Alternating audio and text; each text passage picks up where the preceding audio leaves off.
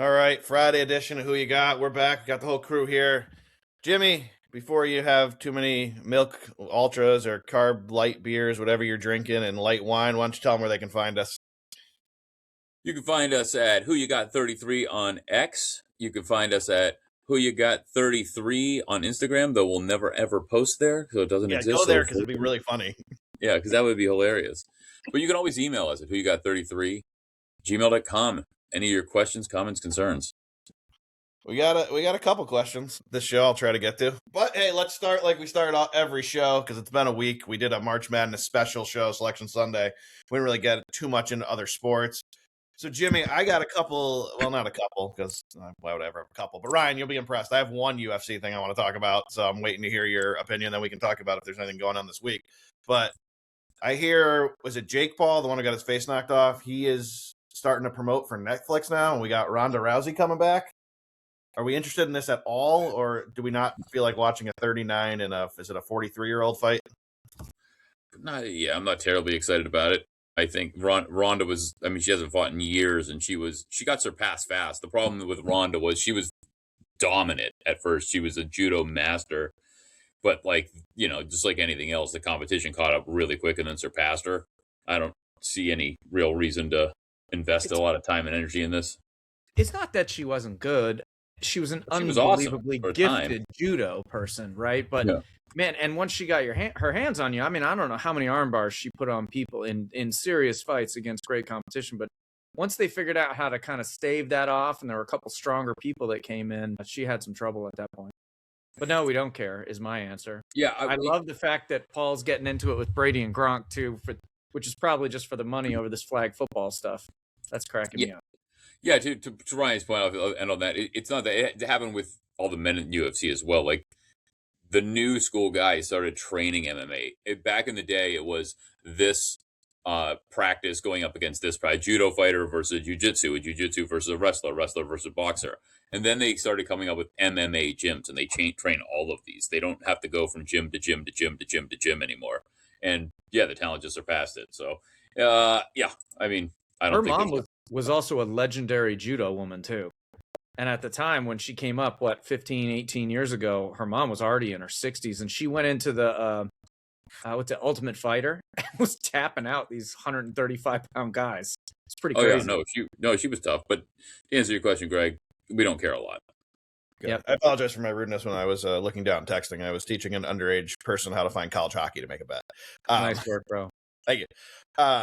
So you think he poses no threat, I guess is what I was getting at, to the UFC, right? This is not going to be anything. Oh, no. He's a great promoter, but no, there's okay. If they started, they've talked about potentially at someday doing a stand-up league, which I know some leagues around the world are doing. If UFC ever does that, maybe he could stand in there against one of these guys. But with the combination of skills they have and all that cross-discipline Jimmy's referred to, there is no way he has a chance. Yeah, Jake Paul has no chance. Anybody. Yeah. Unless they're 55 plus or just not very good at all. Yeah, there's not much of a chance there. There is a couple UFC bets for this weekend, though, if you're interested. Yes, that's what I want to hear. What do we like for the UFC? So these don't have a hard stamp of approval on them, but it's just an okay card. But it's a very, very rare situation where you're getting two undefeated fighters on a fight night. Again, it's not a numbered card. You've got Movsar Evlov, which I probably mispronounced, but I don't feel bad. I was listening to Rogan the other day, who is the man on these, and he was trying to pronounce names. He's like, I don't know. At the weigh-ins, it's impossible. I can't pronounce these.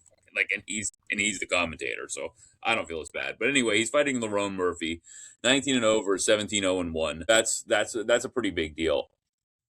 I'm going to tell you, I'm going to take a flyer on Lerone Murphy at plus 195 because they're both undefeated. He wins a lot of decisions. The kind of knock, if you watch some of his fights, he fights real safe.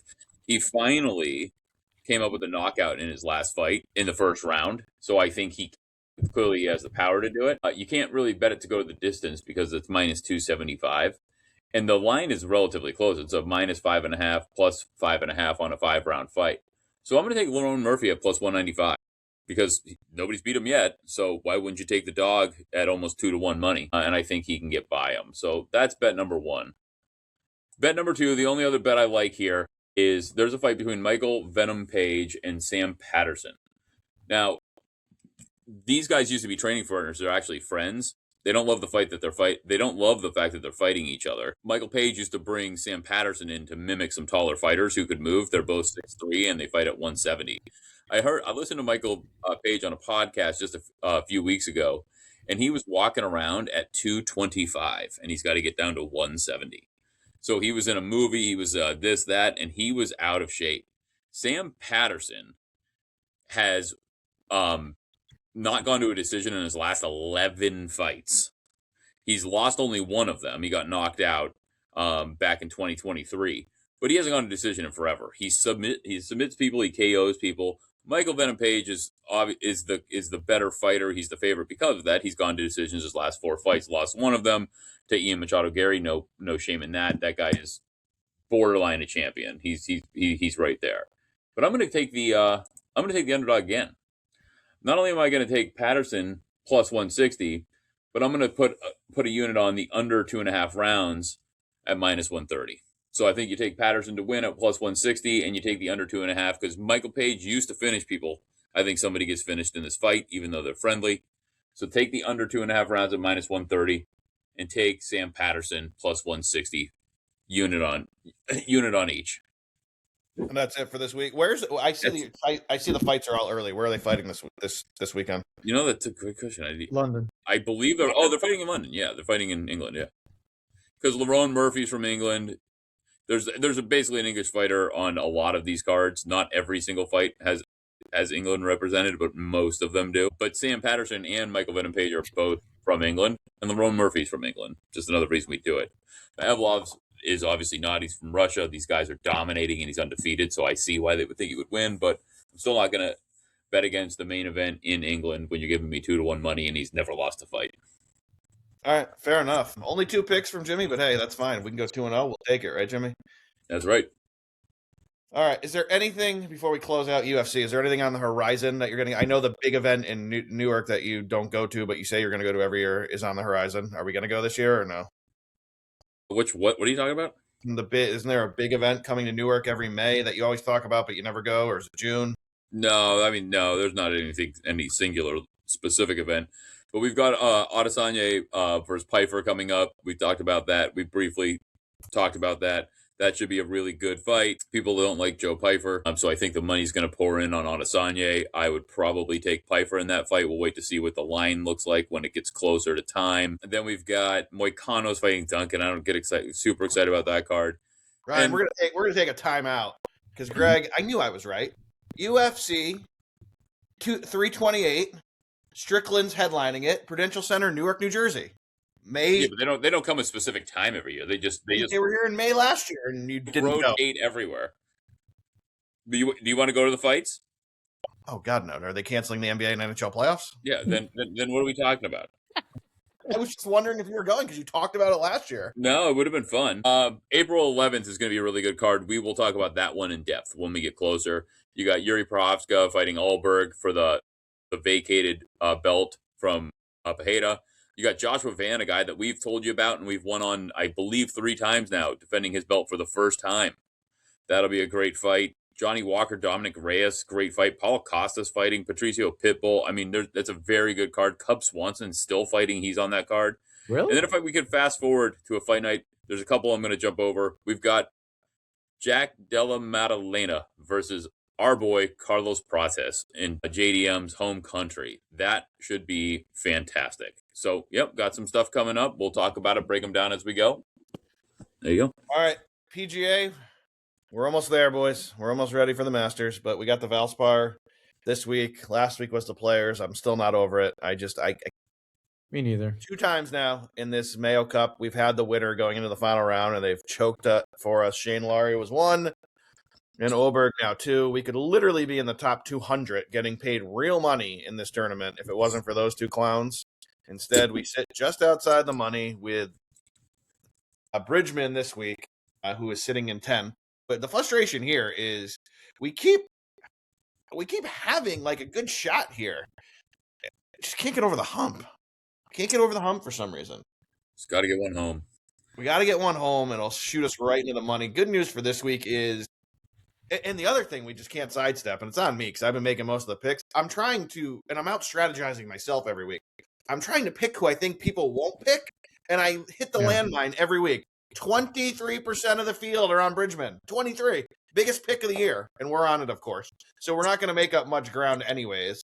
But the good news is there were some big names that didn't make the cut. Ben Griffin didn't make the cut. Victor Hovland didn't make the cut. Aaron Rye didn't make the cut.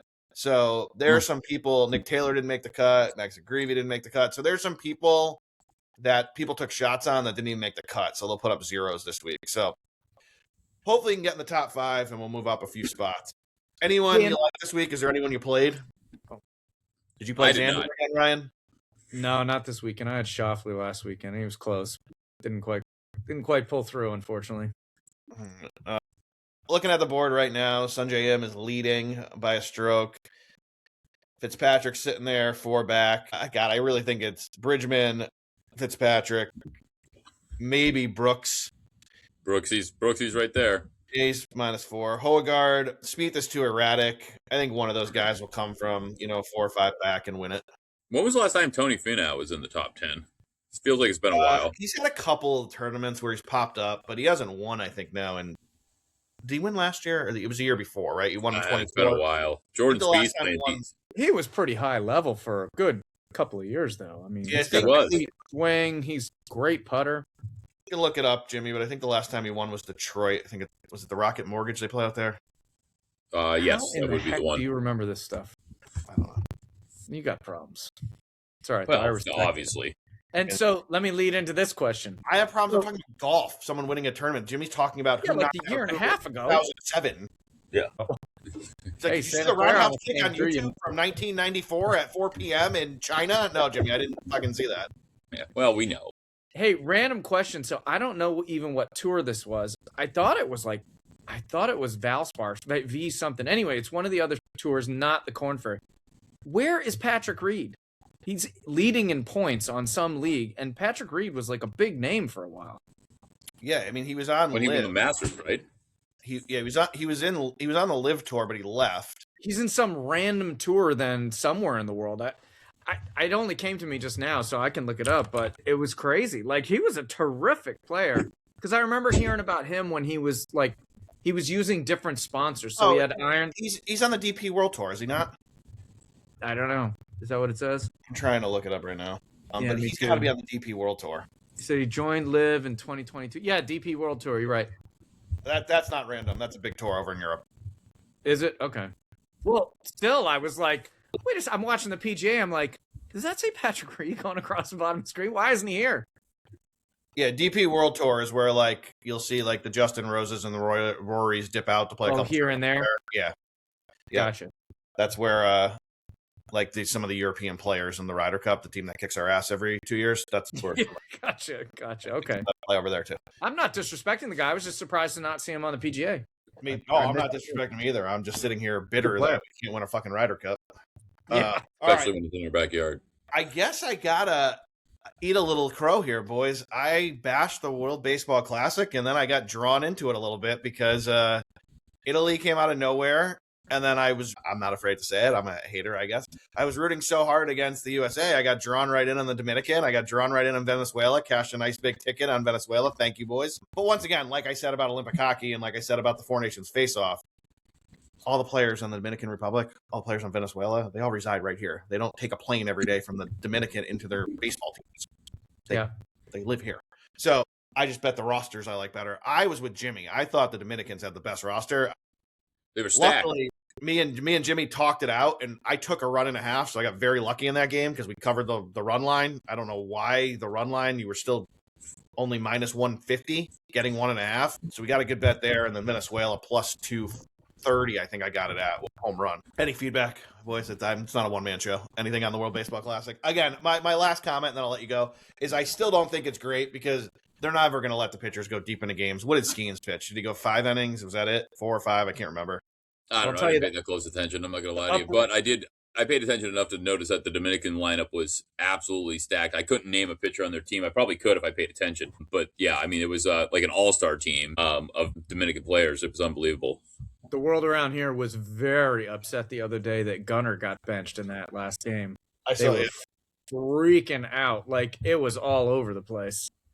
People were talking about it in the streets, so to speak.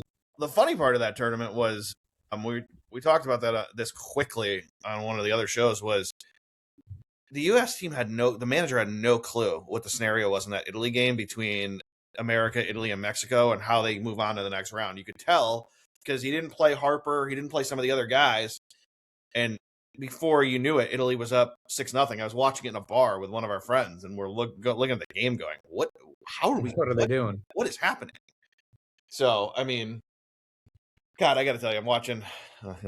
Jimmy was having one of his normal interruptions, so I muted him. So let me unmute him. I'm watching the madness over my shoulder here. Jimmy, we're going to lose this Clemson bet, and I don't know how. Iowa should be up 25, and they're up 4. I've never seen a team not take advantage of another team having a terrible game. This is classic Greg with 15 minutes to go in the game. We're winning by 4. This is classic Jimmy. The team's up 11, and now they're at 4. He's like, they're playing great. I didn't say they're playing great. I'm just saying it's too early to panic. Clemson has all the momentum. They're eventually going to put a ball in the hoop, and they're going to win this game by 7. Yeah, there could be another swing here. Just another pick by Jimmy. That ain't going to work out for me. Hey, you got to give sometimes. We slammed home Utah State, though. All right. I don't know what the hell I was saying, but Jimmy, we were talking about the pitchers not going deep in the World Baseball Classics, and then you got to step away. Any comment there? Or should I just move right on? Nope, still don't care. I don't really care that much either, honestly. Like, it's not that fun. I don't really care. The news story about benching Gunnar was the most excited I've been. It's that's it would have been during spring training. I don't know. Maybe it's a tiny. I don't know. I don't know why. I just don't care. It's hard for me. I've said this all the time. It's hard for me to get into baseball until about the All-Star break. I'll take a little peek. All right, now I'm a little more engaged. I check the box. I shouldn't say that. I check the box scores every once in a while before the All-Star. But after the All-Star game, I'll start checking scores just about every day and seeing where the teams are. We'll talk about it on the show, though, every week because I like to get Jimmy's feeling on the Mets. It just makes me laugh more than anything. Could be good this year. Could be good. It just makes me. I think they will be good. It just makes me laugh to get your feelings on it. Your Knicks are down 8 quick to the Nets. Did they score 14 points in the first quarter? Am I reading this correctly? The Knicks were like an 18-point favorite here. They're still a 10.5-point favorite in live betting, but did they put up a 14 spot in the first quarter total? Is that what I'm seeing? Yeah, it's not good. Yeah. Oh my God, that is something. Give us a little Knicks. How do you feel? Starting to feel better. Okay. Fortunately, we had the big injury to Cade Cunningham, which you never want to see because I genuinely, though I don't like Detroit, like the guy. He's a great player. But yeah, the Knicks they put 4 together, put 1-4 in a row. Hopefully they come back tonight and make it 5. We'll see what happens when we get to playoffs, but they're back not comfortably, but a couple games up in third. They're not out of the question that they could catch Boston and get into second. I feel better. I feel better about the Knicks. We'll see what happens in the playoffs. I think the big question is, are they going to, theoretically with Mike Brown, they're more rested, their bench is deeper, they've made some moves, they're playing more people. Are they going to have fresh legs when they get to the playoffs? And how much is Mike Brown going to then shorten that lineup? I mean, a lot of the word in the radio and on the street is Mike Brown doesn't even really call plays. He lets the flow of the game go. I almost think he's too hands off. So I think that'll be the telltale. But there's some teams coming, Greg. We talked about this. Yeah. There's some teams coming, so we'll see. Atlanta's quietly won 11 in a row and is in the sixth spot all of a sudden. They've beat shitty teams, but they've still won 11 games straight. They seem to really rely on Brunson a lot, man, on the Knicks. It's tough. Just getting banged up. That's my one fear of the Knicks. If he rolls one ankle, who are they? Yeah, man. Yeah. You're not well. Hopefully, yeah, you're right. Deuce McBride should be back for the playoffs. He's been hurt, so that's a plus. And again, the role players do have more minutes, which Mike Brown has done as opposed to Thibodeau. So I feel like they, you got to feel okay about all of that. Do I feel as confident as last year? I don't. I felt better last year than I feel this year. Any change in your feeling on the West? I mean, I still am shocked that the Thunder are odds on again, -125. I mean, I still like the Spurs plus 400. We could have got them a lot better, but I still think the Spurs or the Nuggets are coming out of the West. I'll tell you what. The Nuggets have just been terrible. We talked about it earlier. We made a play on them tonight because they have to bounce back. They just can't seem to put a streak together. They lost to the goddamn Grizzlies with a who's who of no one the other night. But the Lakers have been on a crazy surge. They've won 8 in a row. Luka has averaged 40 plus points in that span. I think you do have to be worried about playoff Luka because we've seen it. We saw it in the bubble. We saw it a couple years later when Dallas made it to the finals. It ultimately lost. But I think the Lakers are a live dog now, and I don't think that's any. Well, Sunday was crazy, man. That what was it? 1.8 seconds. The guy threw it off the rim. Some guy I never even heard of threw it off the rim, bounced away, tied it up, and then they ended up winning. And they got LeBron in like this perfect, like old man role where like he still has major times, but they give him a lot of rest, and he kind of stands around other times too, giving him a break, which is that's actually not a shot at him. Like it's smart. No, I don't disagree. I think they found a perfect role there for him. I think that's probably the value play right now at plus 2,000. I still like the Timberwolves as well at 1,900. I think they've got a really good chance of making it. I don't think the Spurs do it this year. I think it's a year early. The Spurs also have that Castle kid from UConn, who I know that's going to sound like I'm a homer, but no, he's very good. He's very good. He's very athletic. He's very balanced. His ego's in check. He's got to be just loving first year in the NBA, getting a Wembayama team and whoever else. That's a blessing. Yeah, the Spurs are stacked. I mean, they've got Castle. They've got obviously Wemby. They've got Dylan Harper. They've got our boy from Kentucky, De'Aaron Fox. I think he's a stud. I still can't believe Sacramento let him go. Me either. Shocking. It's crazy. So yeah, I think it's 1 year early. I think somebody with a little more experience is going to take it down. I have zero faith in Houston. Phoenix is a paper tiger. They keep saying they're coming, they're not. But I think OKC, San Antonio, LA, Denver, Houston Denver, Minnesota are your 5 that have any sort of shot at it. Nobody else does. And so I wouldn't hate you for taking a play on any one. But the Lakers certainly look like a live dog. They're getting hot at the right time. I don't hate it. I don't hate it. I just don't. I don't. You know how I feel. I don't trust them. I don't. But they certainly have the talent, top to bottom. More so than a lot of teams at the moment. They do. And they don't, like you said, they're getting hot at the right time. Like Jimmy said, they're solid. Like there's no doubt. Like, look, we can crap on LeBron all day if we really want to, but the fact is he can still play ball. And if he's saving this much time and effort during the season, and he has to go a whole game going hard, it could be a huge advantage. Well, it's going to be interesting to see how it comes down the stretch here and where the seeding all plays out. Because I say it all the time. We'll have much better predictions in less than a month, in about 3.5 weeks, where the seeding starts to come into form and we kind of know where everyone's going to lock into, and we know these first round matchups. That definitely matter. Yeah, they matter huge. Like Jimmy said, you feel bad for the Pistons, but God, if you're the 4 seed now, you might be pretty happy. Do you really want to be the 2 or 3? Mm-mm. Jimmy, talk a little bit about the NBA for a sec. Yeah, no, I wouldn't want to be the 2 or 3. Look, I think that Boston's the scariest team there. There's no way around it. Tatum's going to be back into form. They brought him back just in time, even if he's not at full spring. Now they've got him back. You've got Jaylen Brown as potential MVP. As long as they can figure this thing out together, they've got to be your most dangerous team, especially with Cade out. A lot of people thought they weren't the team to consider anyway. Just because of their inexperience. They got bounced in the first round last year. Yeah, you'd want to make an argument for Cleveland picking up Harden. They always collapse in the playoffs. Cleveland collapses in the playoffs, and they pick up a guy and add him to the roster who's famous for collapsing in the playoffs. So how can you count on them? So it really comes down to Detroit, Boston, New York, and of all those 3 teams, who do you trust the most? It's got to be Boston. The C's have the most experience on the bench, on the court, everything. Yeah. They're calmer, and they seem to have divided the load. And with Tatum back, he doesn't seem to have missed a beat. It was really weird to watch the highlights of that first game go, whoa, he was out for a while. Look at him go.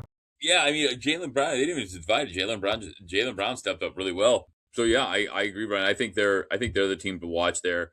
I do think the West is actually more wide open. Like I said, I think there's 5 teams in the West that I could see get. And then I'm sure somebody would argue with me that Houston can still do it. Houston's got a very short bench. So. I Yeah, don't think so. they've got a very short bench, so I don't think so either. But Denver, there was worry that they were going to slide into the play-in, which would have been a disaster. But it looks like they're going to most likely get the 6 now. And it'll be scary if they go up against the Lakers, but that might be the thing that does the Lakers in if Denver starts playing well because they just don't match up great. But you agree with what I was saying before, right? Like if you're the 4 now in the East, it might be better, unfortunately, if you get the Pistons in round 2. Yeah, if Cade's not back, absolutely, and that could bode well for Cleveland at this point. Yep. And because the Knicks and Celtics are going to have to battle each other before the conference finals. Oh, no, Yeah, Celtics could be the one if Detroit falters here a little bit without Cade. Could be. I mean, look, the way Atlanta's surging, it looks like they might jump to the 5. But if it's Cleveland-Toronto, I do expect Cleveland to get out of the first round. And then if it's Cleveland-Detroit with a no or a compromised Cade Cunningham, I'd take Cleveland. I mean, do you trust Atlanta, though, at all, Jimmy? I don't, but it's a totally different Atlanta team now, right? It's not, like they made all these trades. It's not like everybody's gone or the main players are gone. And they've won they're playing, again, if you look at the 11 games they won, they're not great teams they played, but they still won them. They went from 3 games under 500 to 8 games over 500. That's fair. Like, so I know I'm not worried about them, but they got nothing to lose. They're CJ McCollum's, I don't know, 33, 34 years old at this point. Yeah, they're could they upset round 1? Yeah, sure. I don't think they make it out of round 2, but it could happen. Well, sorry. I was trying to get a live guest in here. I was trying to get Jersey John on the show, but he said he's in the bag, so he won't come on. Unfortunately, I told him that's more fun, so are we. But hey, next time maybe we'll get him on for some live questions. But we'll give him a shout out. Shout out. I don't know if you're paying attention at all. You're probably not. If I know Jimmy, he's not. Maybe Ryan, you look over to it a little bit because you do love hockey. But the Eastern Conference playoffs in the NHL are shaping up to be wild. I mean, there's only 9 points separating the 8 teams who are qualifying right now. And the Islanders are now out of the playoffs. They're 1 point back in the wild card. But the East is so crunched up. These playoffs are going to be wild. Jimmy, I don't know if you know, but your Lightning aren't even top seed anymore. It's the Sabres. Yeah, which is wild, by the way. Buffalo.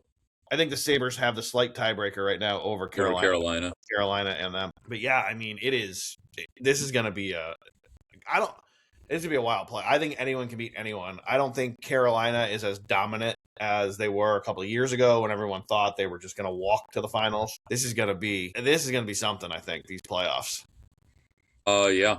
Most teams only got about 13 regular season games left. Some have 14. But we're almost there, and I think we're going to have quite a fight in the East. The West, I told you this before. I think the 3 teams you got to watch out for all play in the Central: Colorado, Dallas, and Minnesota. They've been beating each other up all year. I think those are the 3 teams. Combination of those 3 teams. One of those 3 teams is moving on. I don't think we ever thought the Avalanche were going to be in a dogfight for the 1 seed, but they are, because Dallas is just as good. They're right there, 2 points back. Minnesota sitting at 90 points. These are 3 top teams. The good news for Colorado is they're 2 points up. They got a game in hand on Dallas. That's the good news. So they should still get the 1. But you look at the goal differential, 78, 52, and 30 for those 3 teams. And they play in the same division. I mean, it's pretty nuts. And then everybody else in the West, to me, is mediocre. The only team that is that wild card, and Jimmy, we talked about it to death, and I hate even talking about it, is Edmonton. Because of McDavid and the firepower they have, they could score 20 goals in a game. Problem is they're going to give up 21. At some point, they've got to figure it out. You're just wasting a guy's career. Yeah, seriously. Now, if you're Austin, well, Ryan, I can't remember. Are you a Maple Leafs guy? I know you're a Blue Jays guy. No, I'm a Toronto guy. If I have Isn't Austin Matthews out for the year? What's the thing? If you're Austin Matthews now, too, like the way that team kind of traded pieces off, are you like, hey, send me somewhere next? Did he get hurt, though? I don't know if he's back. Somebody got hurt. Who am I missing? Somebody's out for the year. Maybe it's not Austin Matthews. It doesn't matter. Well, I mean, it matters a little bit. I was up 9, FYI. Austin Matthews he's out for the year. He's having surgery Thursday. He got hurt on the 19th. Yeah. So, I mean, they're done anyway. So it doesn't matter. Yeah. UCLA let UFC back in this game. I mean, or UCF back in this game. They were cruising, and now it's only 8. So could have a dogfight going on over here. But right now, I mean, Jimmy, what are you still leaning Avalanche? Is that where your bet would be? Yeah, I mean, I'd probably yes. I would probably go with my Tampa Bay Lightning just because I would do that. But yeah, I think the Avalanche. All right, Jimmy's gonna hate. So I like the team that gets hot late, but they peaked early and they've hung in there and they're still the 1 seed, right? When we thought they were unstoppable early in the year. So I think that stands the reason that they're like they've stood the test of time, right? So I would say the Avalanche, based on that theory, is still the pick. Here's what I'm gonna tell you. Jimmy's gonna hate this take. The worst bet on the board right now is Tampa Bay Lightning to win the Stanley Cup at 4.5 to 1. The best bet on the board by far is the Dallas Stars to win the Stanley Cup 9 to 1. This is where you respond. Yeah, I would probably take I call me a fucking asshole. I'm gonna take Edmonton 13 to 1. I just think it's too light. I would rather take the Wild at 17 to 1. Yeah, maybe. How about the Sabres top seed at 6 to 1? I don't mind that either. If you said pick a team out of the East, it wouldn't be the Lightning or the Hurricanes. I'll take the Sabres at 16 to 1, please. Yeah, the odds are too short there, but I agree. I mean, Jimmy saw what they can do. I mean, he was like, "Oh, Lightning," texting me about his Lightning as the Sabres just dump in 3 goals real quick and beat them 8-7. It was like it was like 15-goal game. It was 8-7, I think, at the end. It sure was. I watched a high school varsity softball game today that was like 16-16, and they called it after 8. I was like, what are we doing here, people? Yeah. What is going on? Oh, 16-16. Who was that didn't involve any of my kids. Who was pitching? So there you have it, ladies and gentlemen. Ryan was watching other high school teams, not involving his family, just as a spectator. I like it, Ryan. That wasn't driven by me, but that's a different story. Minnesota State up 1-0. Sorry for anyone who followed me on St. Thomas. Long way to go, as Jimmy would say, but there you go. Now you're stopping from getting so negative so fast. Not the start we wanted. Can we just say that, Jimmy? Yeah. It's not. Yeah, well, that's fair. Yeah. It's not looking great, but it's not over. I mean, it's not like bad. I mean, it's a neutral ice, I believe. I think I should probably check that. Sorry, everyone. But St. Thomas down 1-0 early. It's all right, fine. I still like. Hey, riddle me this: where is St. Thomas? Minnesota. Sounds like a guess. Look it up. It says tropical island. Yeah, it's not the tropical island. I can promise you that. All right. What the heck? Where are we? All right. NFL. We have so much that has happened since we've talked last. Time to talk about some things. Kyler Murray to the Vikings. Yeah. JJ to the bench, probably.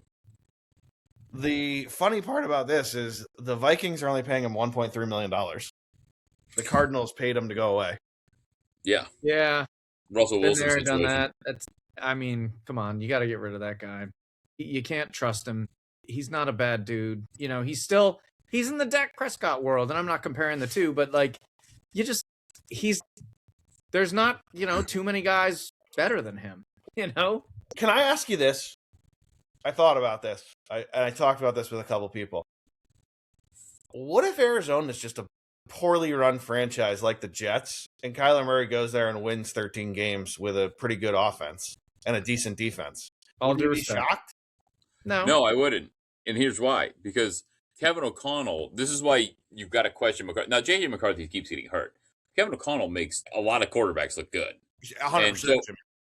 And so, I think Kyler Murray can go there, and if he is invested and he wants to prove himself, which we've seen quarterbacks who are sort of, left for dead do, this is the guy that can do it. Kevin O'Connell's the guy that can make it happen. They've got the talent around him.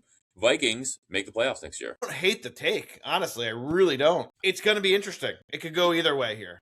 But I think he's a starting quarterback. Do you agree? Yeah, agree with that? But even if you go outside that to 50, name me 50 guys that are better than him that you know of. That doesn't exist. He's somewhere in, a starter or a backup, a primary backup, and it's what it is. He just has to find the right situation with the right chemistry, the right coaching, the proper, investment, etc. Yeah, the way I view this, and I could be wrong, it's not like Sam and Baker, when they got their second teams, were viewed as backups, like who's going to get the job, but they weren't viewed as starters. And then Baker went to LA and Sam went to the Niners for a year, and they kept bouncing around until they found their home.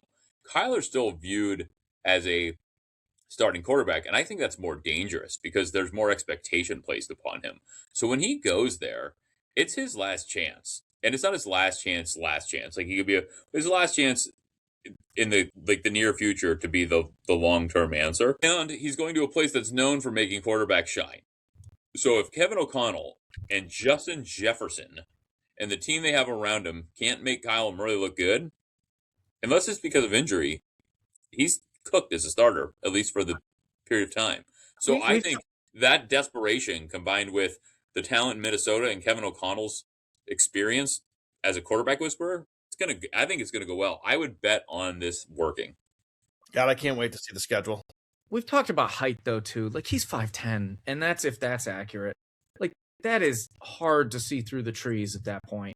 You know, you really got to be an elite. I mean, Breeze is the only one I can think of. Kevin O'Connell though, Ryan, don't you think he's smart enough to not use him as a drop back quarterback who's trying to pass over the butt? You know what I mean? I think he'll figure that out. It's still difficult to scheme. I mean, how do you overcome the fact that he's not 6'1", 6'2"? Like that's a lot. You know, it's fair. But I think if it can happen, I said I think he can have success. I got nothing bad to say about the dude. I mean, I agree with Greg.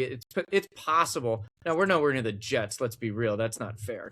The Jets are in a league. You know, they might be, Ryan. They're not a great run franchise. 1.3 million. And we're talking about a guy, and Jimmy, correct me if I'm wrong, was it 2024? I know it wasn't this year, maybe it was 2023. But the Cardinals got out to like a 9-1 start or an 8-2 start with this guy. Yeah, that's happened. That happened once, but there was multiple years where he looked good. When he came out, it looked like, because he followed Baker at Oklahoma, it looked like this is the real guy. I mean, he was like a phenomenon his rookie year, and then he had that other year, to your point, where he was maybe he was 6-2. Or 8. Oh no, it was much better than that because they made the playoffs, but they stumbled way down the stretch. Yeah, I think he's got a cannon on him. He was a baseball. He could have gone pro in baseball. He's got a cannon. He's mobile. If he decides he's in and like he takes this seriously, they could be really, really good. If he doesn't, he's going to be out of the league. Because I don't think anybody wants Kyler Murray as a backup. That's the difference between Kyler, Baker, and Sam. Baker and Sam put on your team as back quarterback. I think you pick up Kyler to be a backup. I think you pick him up only to be a starter. That doesn't work well for JJ. He's going to be on the bench. But that's what I would say. All right. What about the Dolphins signing Malik Willis? 67.5 million, 45 guaranteed, 3 years. I'll be honest with you. I thought this was light. I thought this was a great deal. That's a great deal. I thought he was going to get 100 million for 3 years. They stole him. Yeah, it's a great deal. Now, I don't know. I feel for poor Malik Willis because it sounds like the Dolphins are just going to rebuild. We'll get to the Waddle trade in a minute. Or A-Chain. They're like, yeah, A-Chain, you're not going anywhere. But I don't know. Willis, A-Chain, they add a couple pieces, draft well. They could be okay. Their win total is like 4.5. I think this team wins 5 games, at least with Malika behind center. Well, they play the Jets twice. Sure. So a good one. Zing. Right? Yeah, I think they could be okay.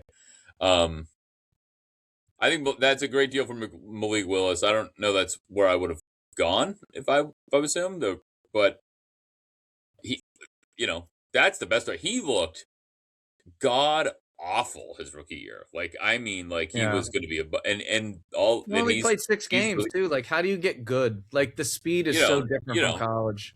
That's perfectly fair. But he didn't look like he knew what he was doing out there. And again, it's, when you look at Matt LaFleur, another guy that's good with quarterbacks. I mean, he even as a backup, he helped them turn them around. So, yeah, not bad. Well, we've talked about it before. It's like nowadays, it's almost so beneficial to spend 5, 6, 7 years in college if you can, depending what eligibilities you have, right? Yeah. Because you are thrown on the front. You've got guaranteed money. You're on the hook for, what is it, $50 million or whatever it is. Even if you're a rookie and you're the top pick, like it's a lot of pressure. It's a lot to learn. Those books are huge. And then you get the defense running and gunning against the rook, out there. And generally the rook's on one of the worst teams the year before. So he doesn't have the surrounding pieces. It's tough. What did you think? What did you think about the Waddle trade while we're on the Dolphins? I don't know. I really thought the Broncos were going to jump up the board They really didn't. They're 9-1 to win the AFC, tied with the Patriots as the 5th betting choice. But Waddle now joining the Broncos. It's a nice pickup. I don't know, Speed man. goes He's further than okay. Sutton. He's on the opposite side of Sutton. I mean, that is a good receiving core. And Franklin's not bad as a third option. Tight end's good. Running backs are serviceable. You got good coach. And you have a great defense. Yeah, no, they could be. And they're 9-1 to win the East. I mean, the only problem for them is they still play in the same conference as the Bengals. So obviously they can't win. Got to compete with a team that's not in the playoffs every year. Yeah, Bengals somehow every year they can't figure it out. Bengals I know. They're Super Bowl champs next year. Yeah. Let's hope. Yeah. I had a call with Joe Burrow and we talked and you guys talked. We did. We put a formula together and we figured out he only has to score on average 77 points a game to have a winning record this year. Oh, well, there you go. That should work out. That defense, my God. Joe Burrow needs to get out of Cincinnati. I said it a million times. He's got to go. How about this? Joe Burrow to the Dallas Cowboys. Joe Burrow. I really thought the rumor, it didn't come true, obviously, but that rumor that was out there, I would have loved to see him go to the Vikings. The rumor that somebody started, and it was just to get clicks, was Burrow and Higgins to the Vikings for JJ, Addison, and 3 first-round picks. I would have done it in a heartbeat if I was either team, because the Bengals aren't going to pay anyone besides Burrow. They're too cheap, so eventually they're never going to buy a defense. And I got to tell you, honestly, boys, I love you all. Burrow, Higgins, Chase, you got to go up to the owner's office and just say, look, restructure my deal, pay me the $21.92 and pay me $1 a year because we need to buy a defense so I can get a Super Bowl ring. Because they're never going to get it. Because that's already what Allen did. Josh Allen went right up back and restructured his deal again for Buffalo so they could afford to. Did he again? Yeah, sure did. Oh, good for him. I didn't see that.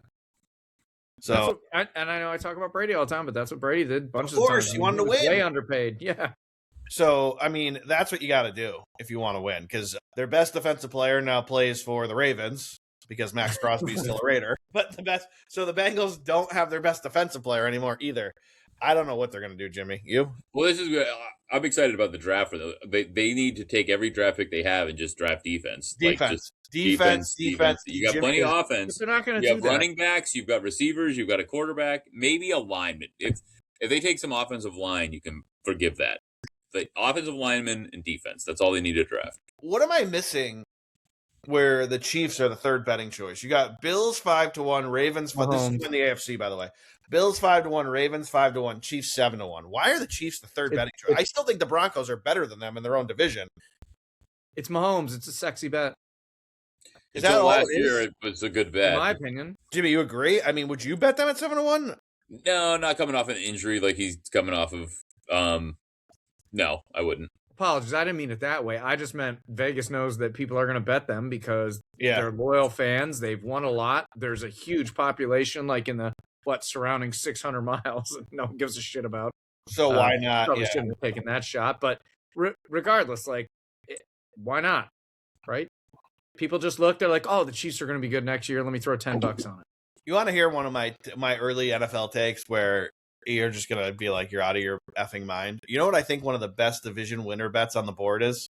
And it's right in our backyard. Giants 6.5 to 1 to win the East. Stop. Yeah, they if they have the defense coming together. If they get the offensive pieces back, they're the best team in the East. They will. I agree. Look, Scatterbuth will be back. Scatterbuth will be back. So will Malik Neighbors. They get all these guys back. Yeah. They signed Likely. God, Tracy is the backup running back. He's a starting running back on half the teams in the NFL. Yeah. They're a year out. No, the Giants could be. Look, this is what I'll tell you. I think I know I don't hate to do it again, but I don't think Washington's getting it done. I agree with you, Jimmy. You called it last year. They don't have enough pieces around Daniels. Yep. I think I don't know. What No love Philadelphia to are we the gonna get? Eagles. What Eagles team are we gonna get? We don't know. Well, Brown's gone. Their best receiver's gone. Well, you're going to get a solid Eagles team. You have to give them that They're still gonna respect. be good. After they were bad 2 years ago, they bounced back and or 3 years ago, they bounced back and won a Super Bowl. Their defense isn't as good as it was. Brown is gone. Their best receiver's gone. Yeah, but they're a well-run org, unlike Washington, who was badly run, sold, and got better, and is still getting better, but just still punished by that country for years. All right, riddle me this. Philly's got the best GM in football. And it's Would not even close. Would you agree that the Giants have a bunch of good pieces on offense and defense? Absolutely. They got a coach now. That was my next question. Would you agree they now have the best coach in the division? Yeah. And we're getting 6.5 to 1. I'm taking a shot. Who's leading in that division? Eagles plus 115. Cowboys plus 230. Commanders plus 450 and Giants plus 650. I think. At those odds, I would definitely take the Giants. Yeah, 6 to 1. I'll take the Giants. Yeah. Look, to Jimmy's credit, when we did this in the summer, we ran down the odds of the NFC West, and I kind of laughed at him. And he was like, "I think you're crazy to not look at the Seahawks plus 450." And he was dead on the Super Bowl. And he said it about the Steelers too. He's like, "You got to look at the Steelers with those odds." And I'm telling you, some of these odds are off. Now, I wouldn't take his Browns at 16 to 1, but I wouldn't take the Ravens minus 130. Not with the Bengals. He wouldn't take his Cavs, but he would take his Browns no matter what. On not both 16 to 1. They have no shot. Where are the Patriots? I'm just curious if they're odds on or not. Oh no, the Bills are going to be odds on. Bills are odds on over the Patriots. I thought that would be closer. No, Bills are minus 150. Patriots plus 155. You know I'm a homer, but like the Bills are a solid team. They are. I would have thought that both of them would have been around the same price, maybe plus 120 each. Yeah, I'm surprised. Yeah, let me see my favorite bet on the board. Jimmy, what am I missing with the Rams being favored over the Seahawks? What has changed with those two teams? I think the Seahawks have Kenneth Walker and nothing else. Yeah, but they still have Charbonnet as the backup. I mean, it's not like they didn't have a running back option when they can also draft another running back. I don't think Kenneth Walker wasn't a first-round draft pick. I don't know, but he played. He was great at Michigan State, but he wasn't. He was second or third. I want to say he was second round, but he might have been third round. And how do we feel about the Niners, who just stole Jimmy's boy, Mike Evans? What a great signing! That's a great signing. That is, again, I hate to say this to our friend Andy. Again, that is why you won't win the Super Bowl or get to the Super Bowl, sir. Mike Evans was who the Bills needed to go get. He is exactly what Allen needs: a big possession. You could be 100% right on that. And a red zone target. That's all they needed to do, and the Bills probably get over the hump. And you let the Niners get him. He doesn't need to get another 1,000-yard season. He's already got 10 or 9, and all they need is somebody big and tall to find an angle, some sneaky vet. And here's the thing, Ryan: he's gonna get 1,000 yards, and he's gonna get 10 touchdowns. Because that's all. I know, but my point is the Bills didn't need that. Jimmy? Can you imagine what Brock Purdy's gonna do with this guy? He's gonna hit him for maybe 1,500 yards. It's gonna be so excited. Oh my God, and you're gonna be healthy all year, pray to God. Yeah, as long as you're healthy. But you know what? Mike Evans isn't Keenan Allen. He usually does stay healthy. He does. When Mike Evans gets hurt, it's a major injury. It's not a nagging like. Keenan Allen takes one tackle and he's out for 2 weeks because of his back. He's played a lot of games, guys. Yeah, I don't know. I think it's a fantastic signing for the Niners. I do too. And if he's going out west like that and making such a life change and still going after 11 or 12 years, he wants it. That helps too. Oh yeah, 100%. He did not want to hang it up. Yeah, this is Randy Moss going to the Patriots years ago. I'm not comparing them necessarily yet, but you never know what it turns into because he is a very, very good receiver. Yep. Yeah. Mike Evans, first ballot Hall of Famer. I don't think there's any person who would argue with that. I agree. I'm just saying Randy Moss is way up there, but he's pretty high up. You know what I don't hate? And Randy Moss could be the best of all time, Ryan. I agree. I don't want to put that out there. I agree. I think he's. I'm going to put a crazy bet out there for you. I know this is nuts. I know it's nuts. It'll probably age poorly.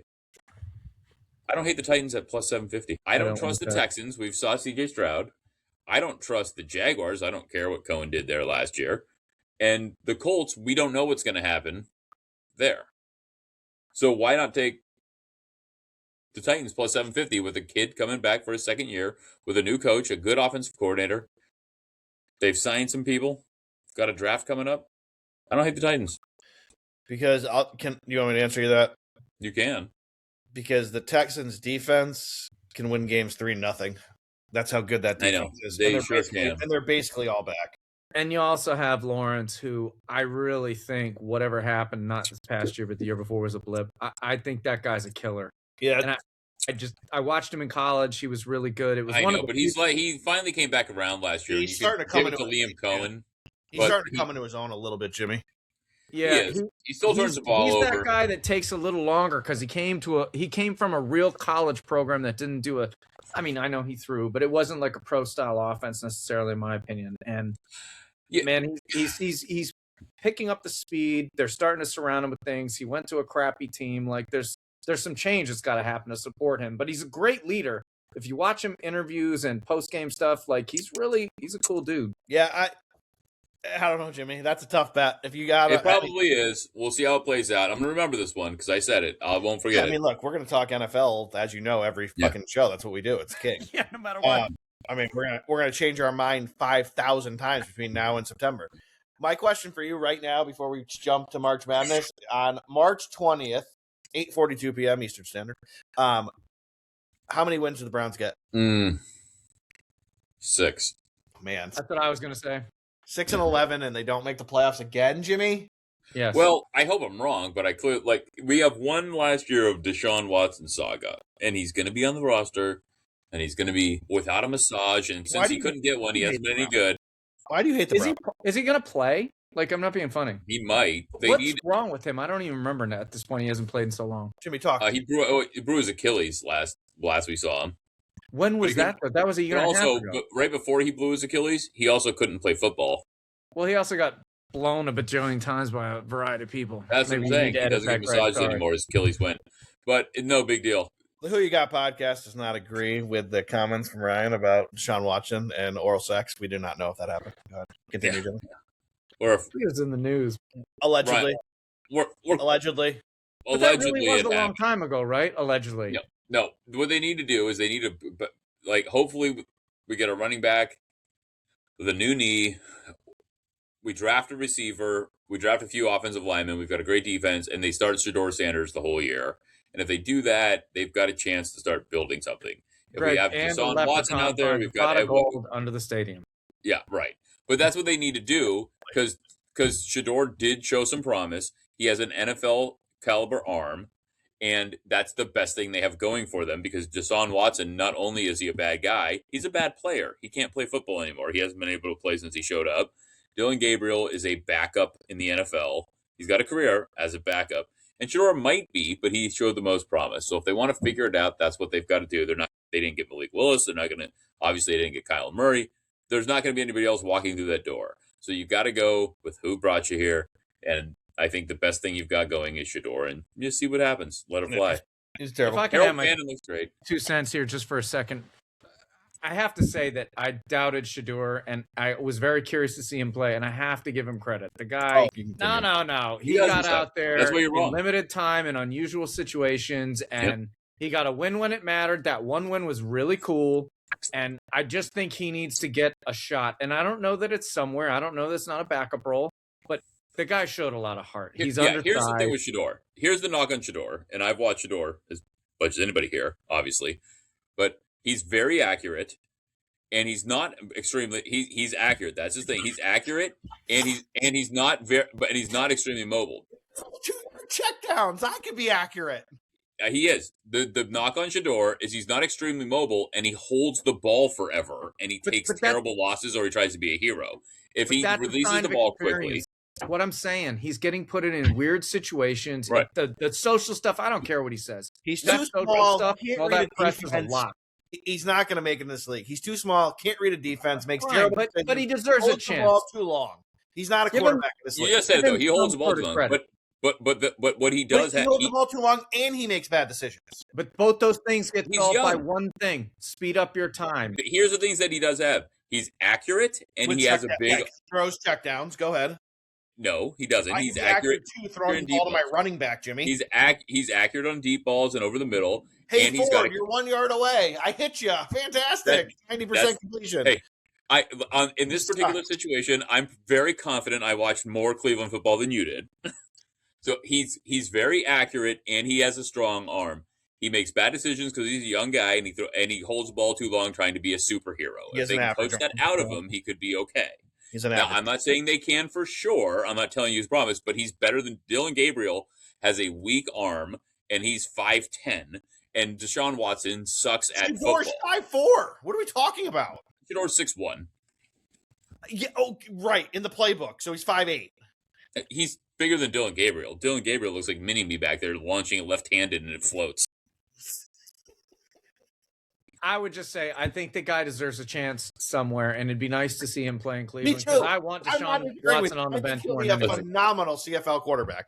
Look, I hope he takes the Browns to the playoffs, 16-1 hits, and we move on.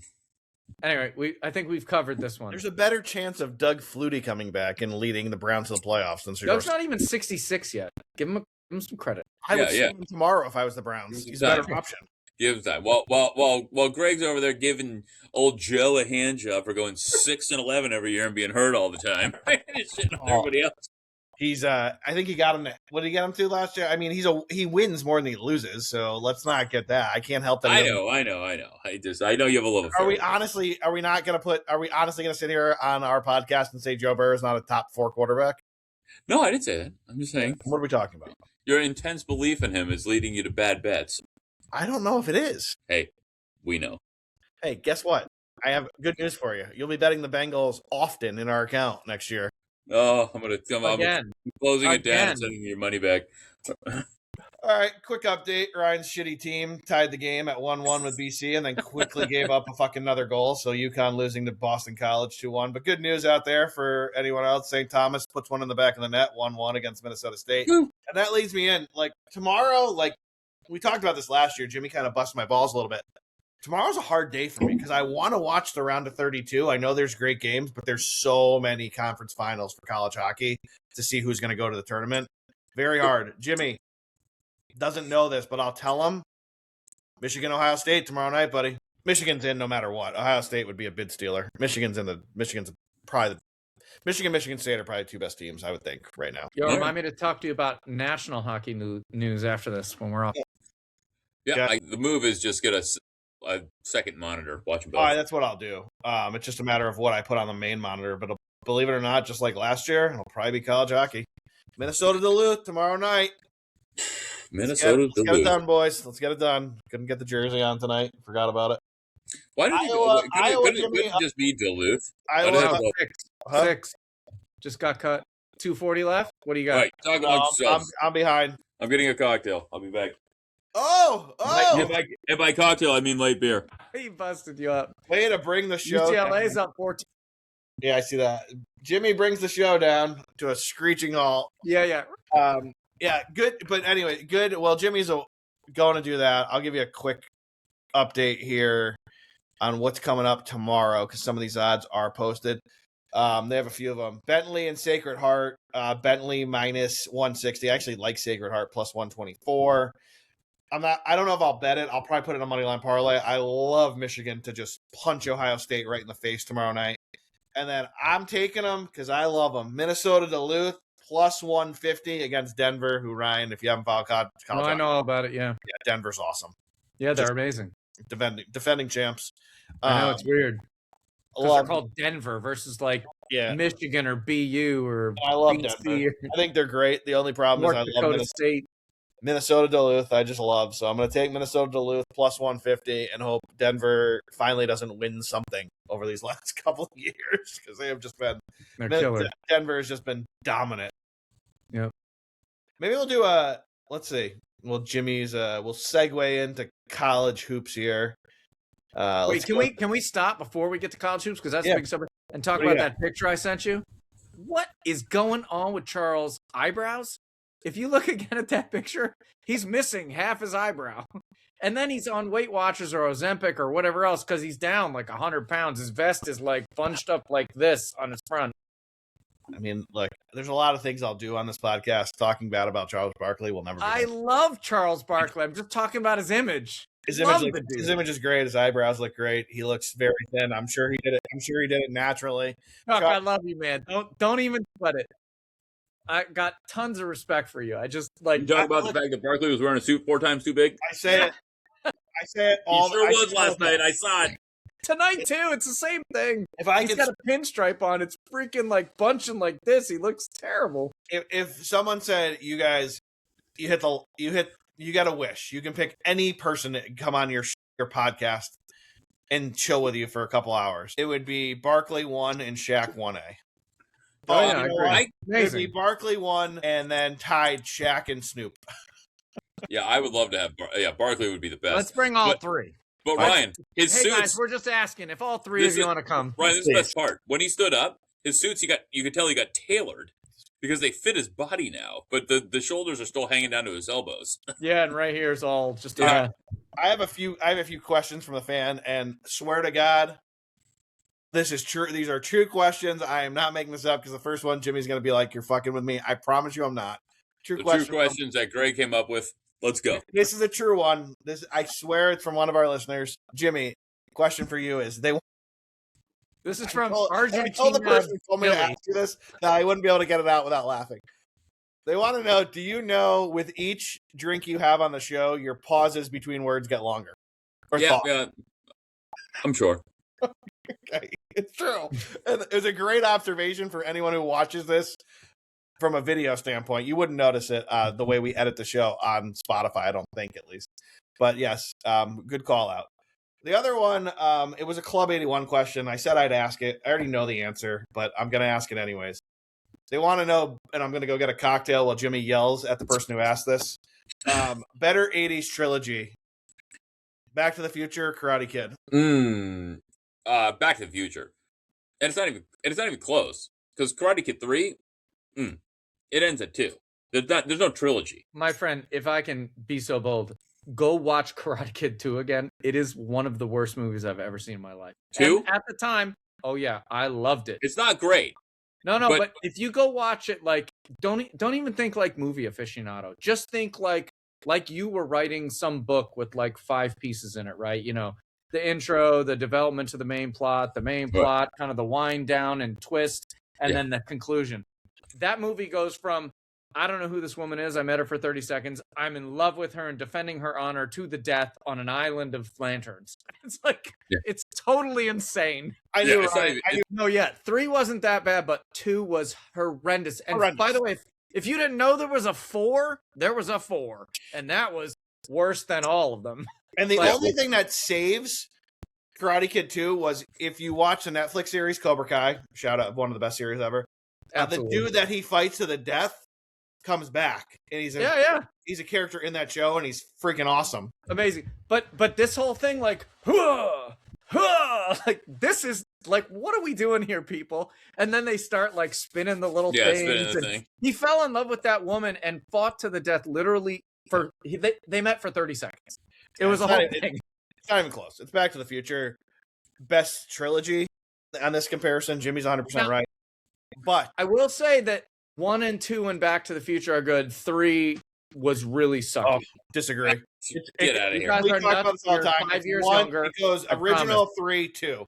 1, 3, 2. So, 1, 3, 2. 3 is Listen. so good. Listen, 3 boys, is that's an great. age thing. 3 is Mad fantastic. Dog Cannon? Mad Dog, yeah. What's wrong with you, No, sorry. Oh, yeah. Jimmy? Hey. What's that writing? Nikkei?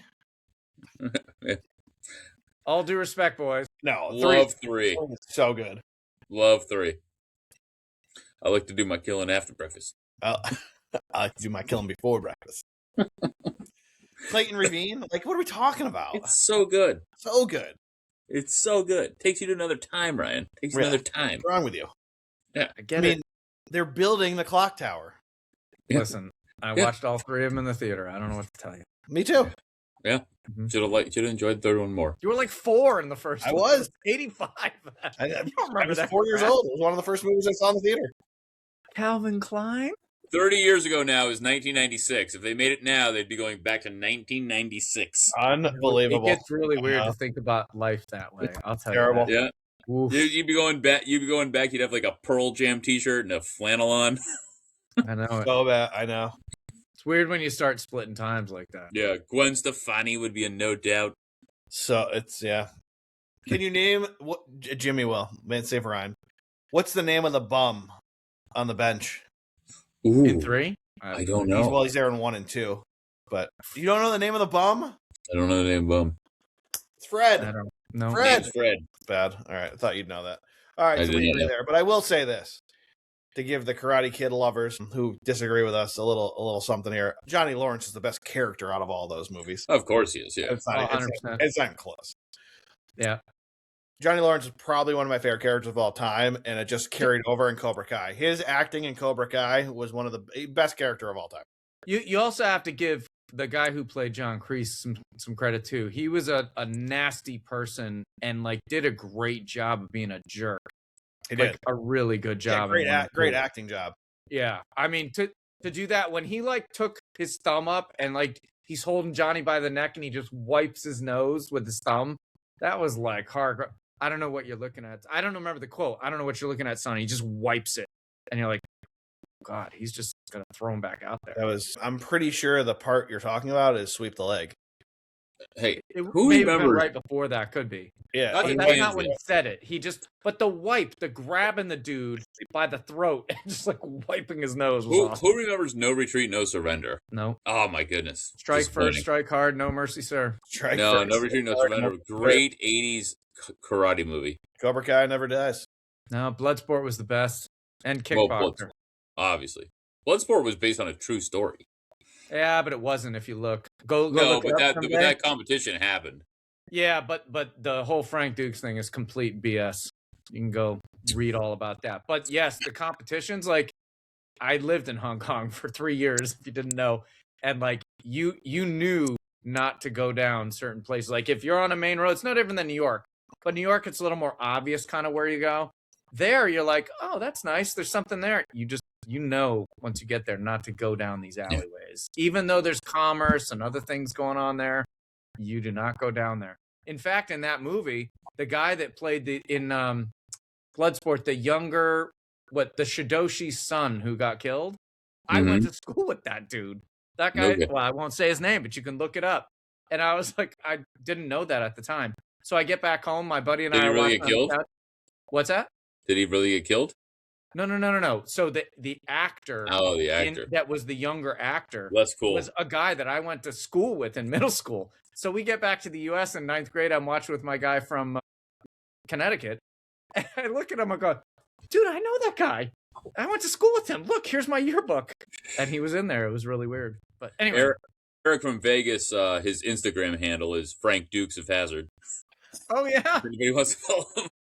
Yeah. So that dude was there. And then, that was just a great movie. And a lot of the places they were at, like Kowloon there, when they were at that hotel, like I hung out there. So that was fun. UCLA up only Terrific 3. 11-0 run for UCF. In other news, Northern Iowa is only 15 down and coming back. I know it's a far cry, but like they're not taking any guff from the St. John's team. In other news, Greg's big panic of Clemson, Iowa seems to probably becoming not Is a it reality. 9? It's less? I don't have a ticker now. But, What's the- Iowa, Clemson, Iowa's up by 6 with 43. We should be okay. That's what I have left. Should be okay, ladies and gentlemen. Oh, there we go. Okay. 42. Right. Yeah, 43. There you go. Okay. The ticker wasn't up. UCLA just can't stop the bleeding. Here comes UCF right to the fucking 10. Wow, no foul call. The guy got absolutely slaughtered. I know I'm a little bit probably behind Ryan. UCLA stops the bleeding there, back up 5. Yeah. All right. Yeah, UCLA 40. up 7 now.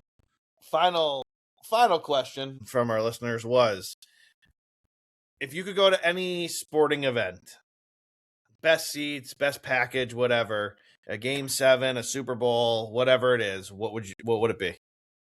I'd go to the NCAA championship game. Championship Courtside. game or Final Four? Because you get 2. You get 2? Well, yeah. Oh, because the Final Four, yeah. I know, I go to the championship game. Courtside.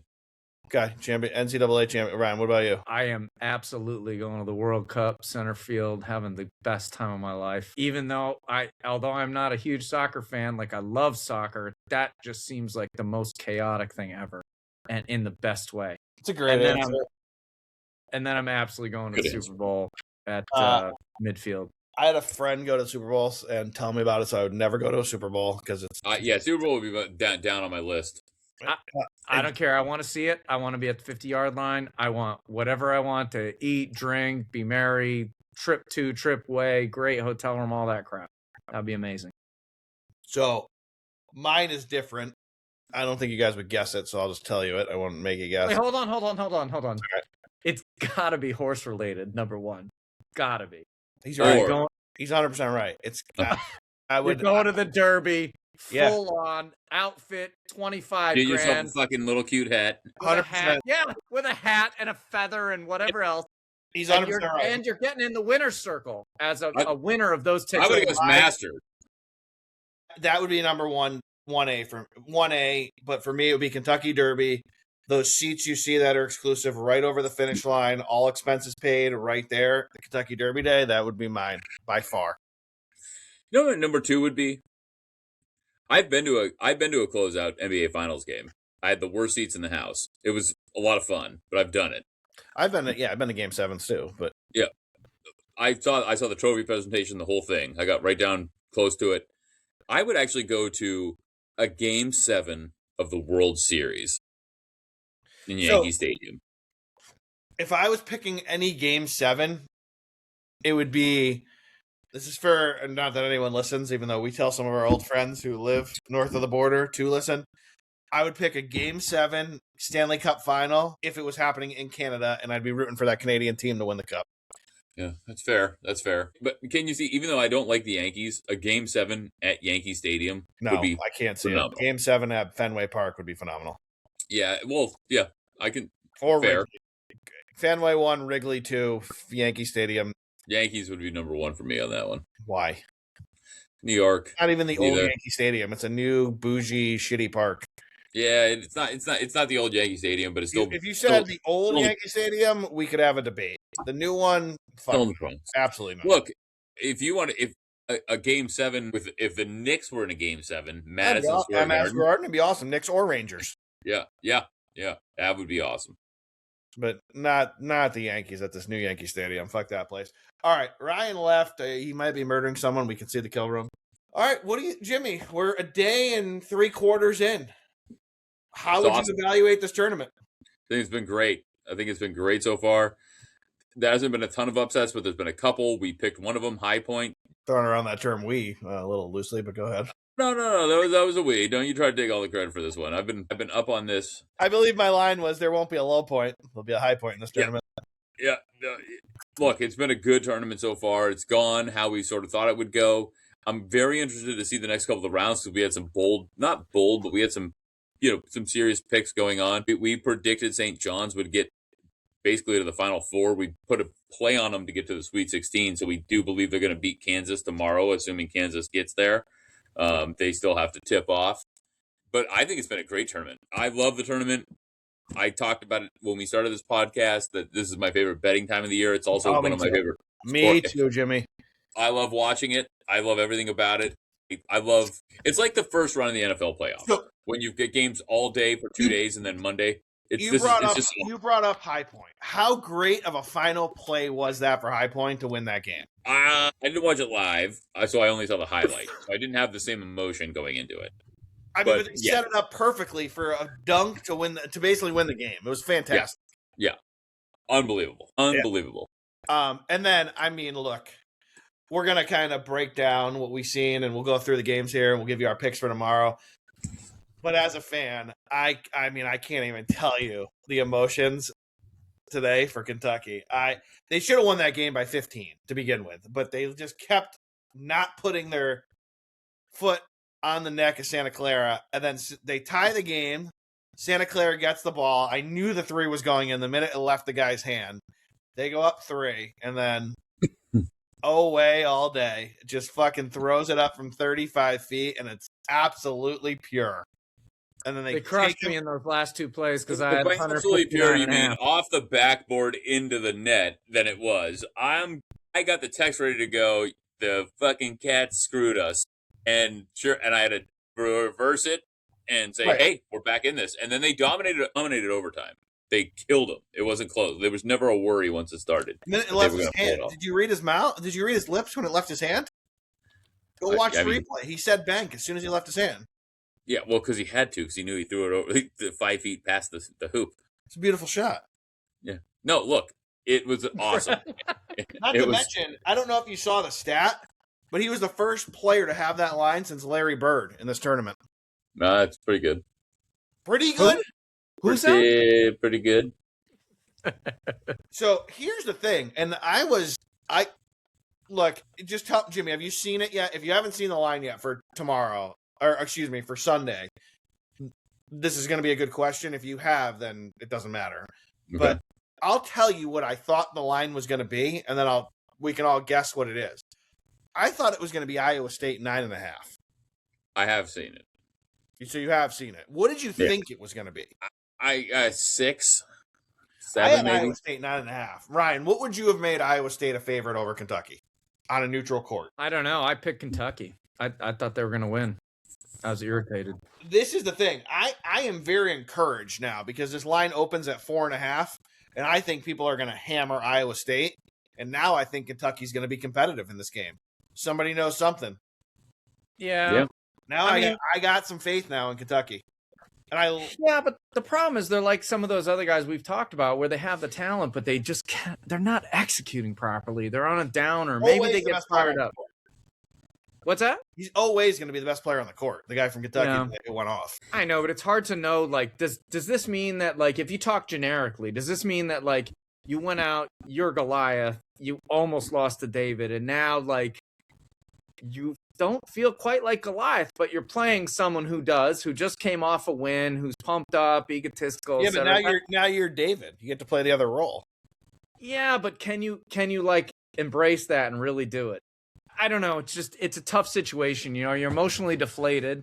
Yeah, you won, you pulled it out, but like you should never be in that situation to begin with. That I agree. That line to me says Kentucky this might be a trap game for Iowa State. Maybe Kentucky will be competitive. That's what the line says to me. Could be. Yeah, it could be. Maybe. Do you disagree? It's tough. That's why No, you're not wrong. Iowa State, we've talked about it. I think they're better than Arizona. I know they lost in the championship Why game. is the line only 4.5 points?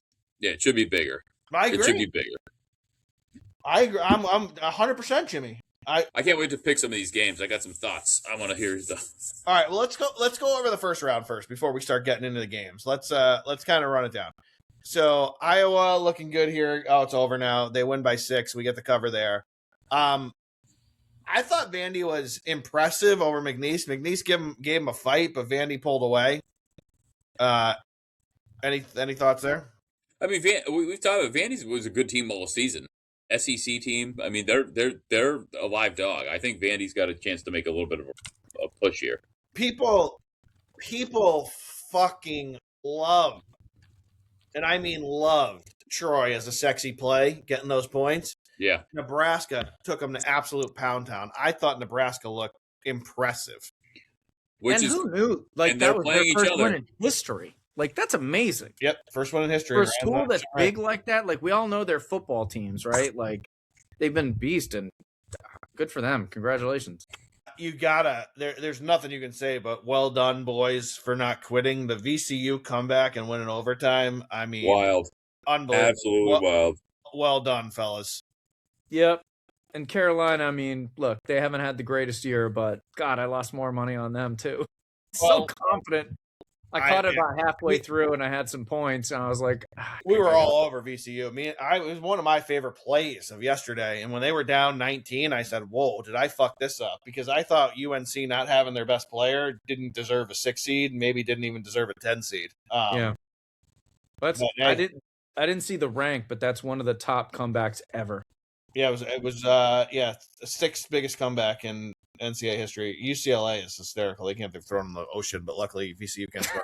UCF can't score. We had Illinois absolutely pound Penn. People who thought Penn was going to be competitive, that worked out well for you. No. This was the game. The next game we're going to talk about surprised me. I was surprised A&M beat St. Mary's 63-50. I thought St. Mary's would win. I did, but I thought, and it wasn't that close. It wasn't that close. It wasn't, and I thought they would. I thought they'd score points, and they couldn't throw it in the ocean, Jimmy. Yeah, I had them too. Yeah, and it wasn't as close as 63-50. Yeah, that was a bad loss. And I said to Jimmy this morning, that's kind of why I like Kentucky, and we got away with it. Kentucky did not dominate by any stretch of the imagination over Santa Clara, but the way we saw the SEC teams play, and the way we saw St. Mary's and even Gonzaga struggle a little bit with McNeese, which we'll get to. Yeah, they won by not McNeese. They Kennesaw. Sorry, Kennesaw. Kennesaw. Yeah. I loved Kentucky this morning, and we got away with it. They won, they covered, and all that. But I mean, we got I mean, literally, Jimmy's right. And probably 63-50 was more like 75-50. I mean, that's how it felt. Yeah. Houston pounds Idaho, so nothing to really talk about there. Zona pounds LIU. Utah State, we got a nice win there against Villanova, and Utah State fell down. I don't know if you saw, Jimmy. I know you were cooking dinner and doing all your stuff, so you get down here for the show. But Utah State fell down 9, and they just came back and just absolutely dominated them for like an 8 minute. Did you see Villanova's coach at about the 5-minute break, and he had an interview, and he said, "I'm going to fire my entire staff." That's pretty funny. He literally said, "What are you do? I'm going to fire my staff. You can't get a stop. Fire them all." It's hysterical. And he walked back. He was dead serious. And he walked back to the huddle. Yeah. High point, obviously, was the high point of the tournament with that last second win, 83-82, sends Wisconsin home. Me and Jimmy told you on our selection show that was our upset pick. We thought they'd win. So that came through for us. I was surprised that Texas dominated BYU because, like Jimmy was saying about the other game, the A&M St. Mary's game, this BYU score is not indicative of how that game looked. Texas dominated BYU. BYU just looked like the Bansta was the best player on the floor, and they didn't look like a team. It reminded me of a better version of Rutgers last year. Like, they've got all this talent, and they can't figure out a way to play basketball. Like, they should have won that game. They had the talent. Literal fish out of water. It was a terrible. The coach is at fault there. Like, that the fact that they couldn't pull BYU forward to a win in that game. Did you guys see what the Texas coach did? He ran on the court, the assistant coach. The head coach ran onto the court and almost grabbed him, but didn't. The guy realized he screwed up with like 2.8 to go. But he put the game at risk, and then he threatened his job right on the court. You see him like pointing fingers in his head, in his assistant coach's face, just like threatening him. If you didn't see that video, you should watch it. It was yesterday. It was hilarious. That's kind of funny. That's But he went all the way almost to the like free throw line area because he thought the game was over, but there was a second left. Whoopsies! You get a tech there, you're in big trouble. Yeah, no kidding. Big trouble. Big trouble. Look at the video. I'm telling you, it was insane. Very fun to watch. All right, let's see who else we got here, Jimmy. Michigan kind of cruised, but struggled a little bit. We love First half looked good, but they pounded them in the second half. We love St. Louis, and it wasn't even a ball game, Jimmy. They crushed them like we said they would. People were doubting Tech, no problem today. Tech moves on. Bama moves on. Jimmy really was hoping Miami of Ohio was a thing, but I thought it was. But I kind of felt like Tennessee would take care of business. They did. However, Virginia struggled.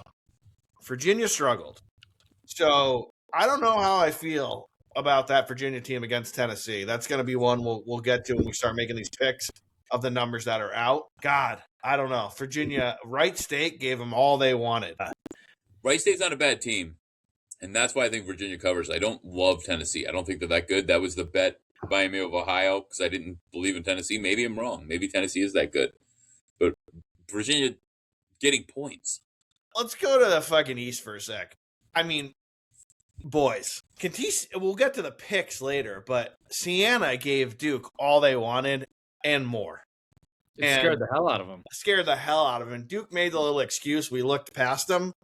I don't know if okay, guys. No, I think they did. That kind of talent.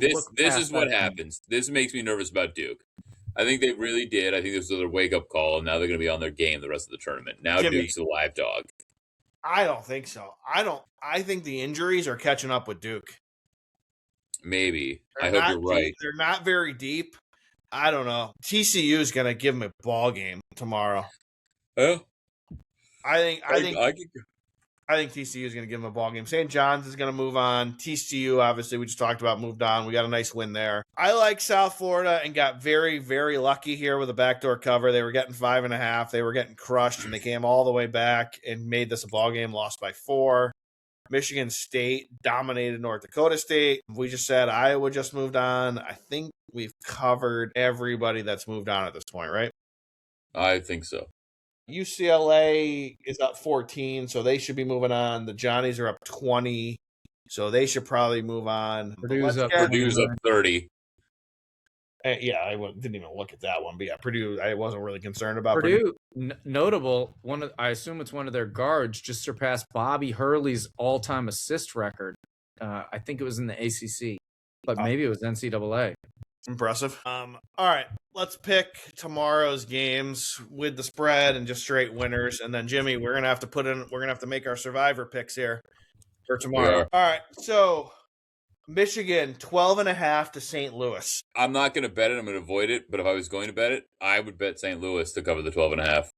Yeah, I'm kind of with Jimmy here. I feel the exact same way. I don't think I'm going to make a play on this game, but if I was forced to make a pick, I would probably take the points with St. Louis. Both these teams, obviously we know Michigan, but St. Louis can score the basketball. Yeah. 12.5 is a lot.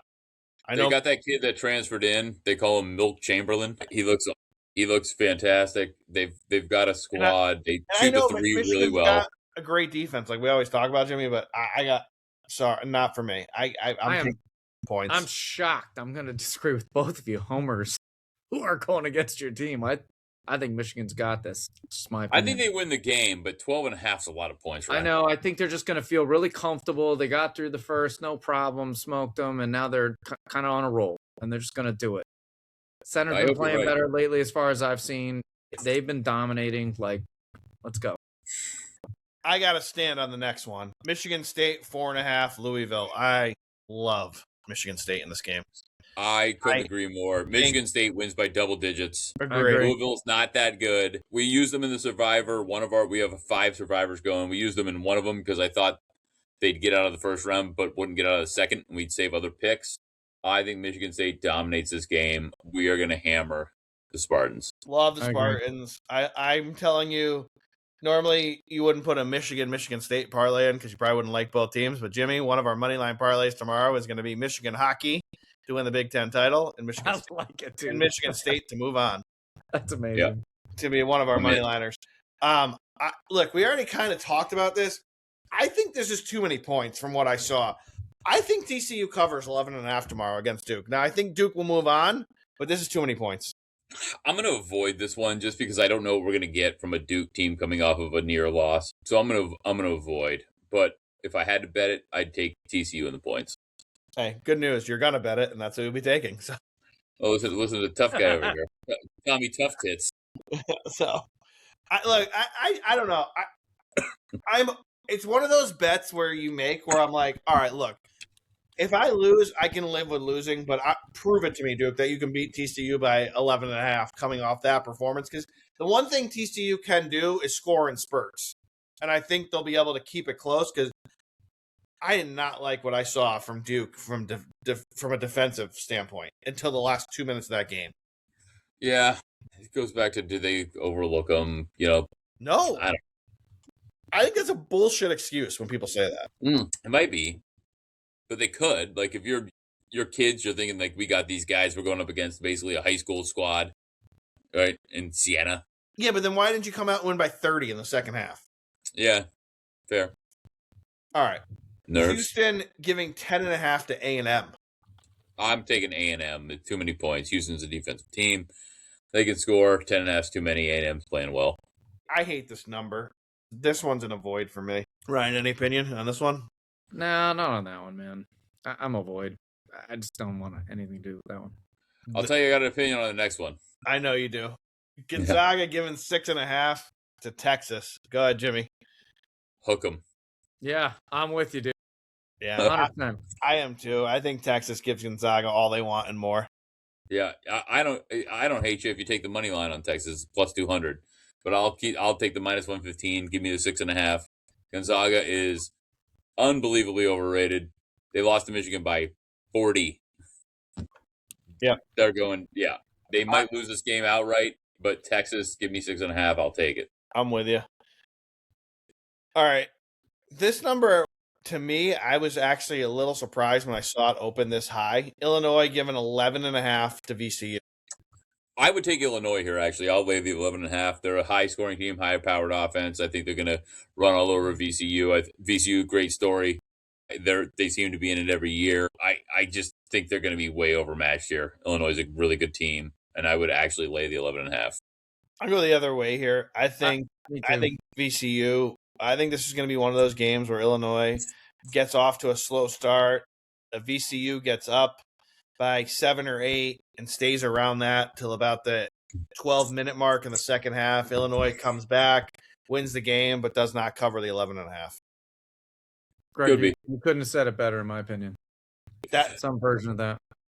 Yeah, I just think Illinois is too high powered. I think they're going to give VCU a run. I think they're going to get up early and they're going to keep the pressure on, and they win by 18.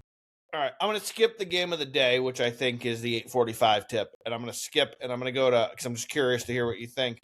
Arkansas and High Point. Do you think we get another high point, or will this be a low point? A High Point's getting 11.5 from the Hogs.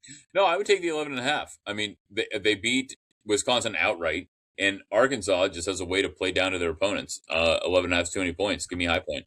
I'm going to jump it up even more. I'm going to go money line High Point. Now you're just talking crazy. I like your style. And a couple of my brackets here in the New York only pool, since that's what DraftKings did this year, I have High Point in the Sweet 16. I don't hate what Ryan's saying, but because of what we've seen this year and in the past, I'm with Jimmy. If I'm betting this game, you got to take the 11.5 because Jimmy, you've said it basically all year. We just don't know what Arkansas team we're going to get. No idea. They could win this game by 1 or they could win this game by 31.